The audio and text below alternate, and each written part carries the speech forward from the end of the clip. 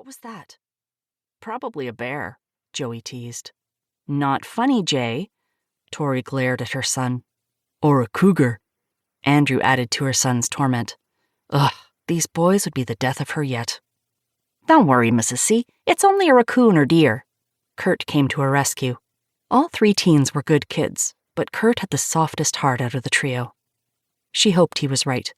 Since it's late and we have a long day ahead of us if we plan to make it to the scenic point of the lake tomorrow, I suggest we get some sleep. Sure. Sounds like a plan. The boys agreed a little too easily. Uh-huh. She shook her head, knowing they'd be up for hours after she went to sleep. Help me store the food. I expect you to put out the fire when you finally decide to call it a night.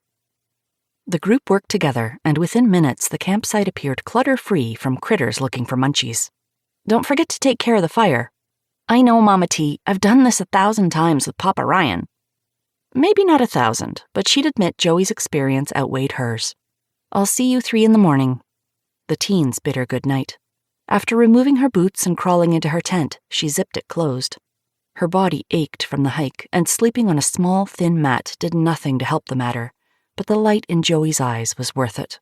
Snuggled deep in her sleeping bag, she drifted off to the quiet whispers and soft snickers of the boys in her care.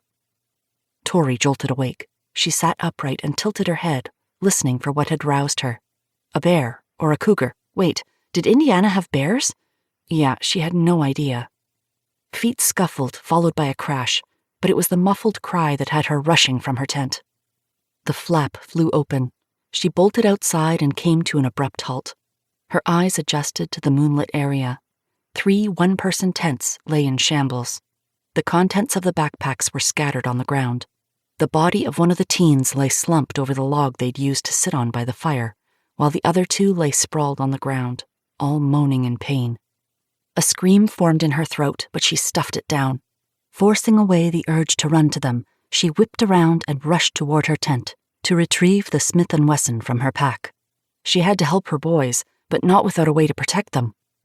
Hands grabbed the back of her flannel shirt and flung her to the ground. She scrambled on all 4s to escape and pushed to her sock feet. A man spun her, wrapped his fingers around her throat and lifted her.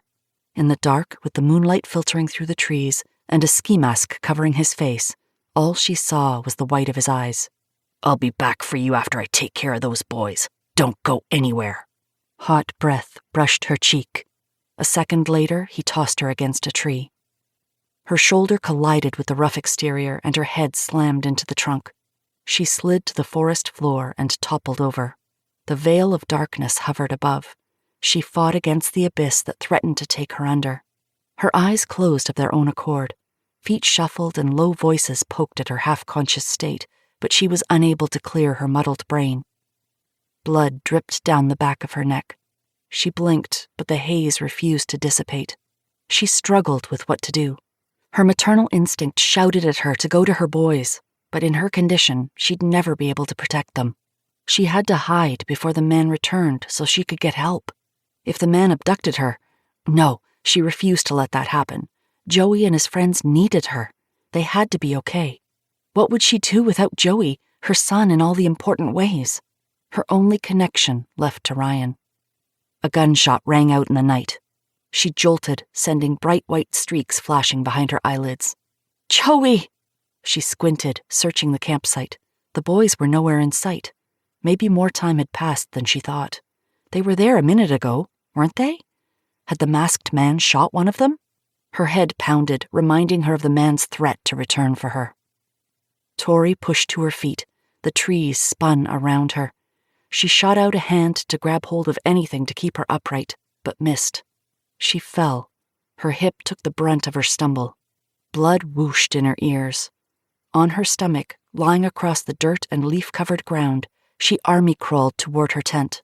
Pine needles stabbed her arms and legs, and small rocks dug into her knees and elbows. The pain, minor compared to the throbbing in her head. Nausea roiled in her belly. She swallowed back the bile threatening to come up. She had to hide before the man came back for her. She needed to get help for herself, along with Joey and the boys. Her phone, her only lifeline, she had to reach it and take it with her. She hoped it had a strong enough signal. It was iffy out in the woods, but what choice did she have?